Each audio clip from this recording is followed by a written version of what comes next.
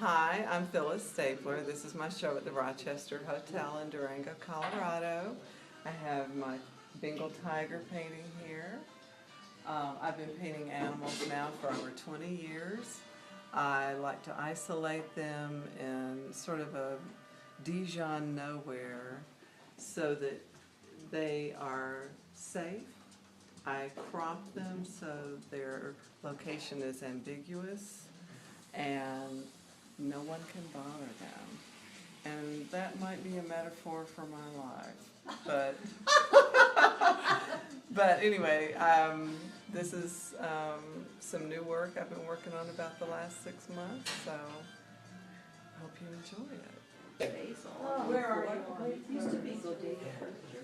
I'm just going to jump in for a drive-by hug. Okay. Drive-by. Okay. Yes, definitely. Okay. See ya. They generally have, there's a floral element or some kind of foliage. Like if you go to River Gate. Yeah. Oh, okay.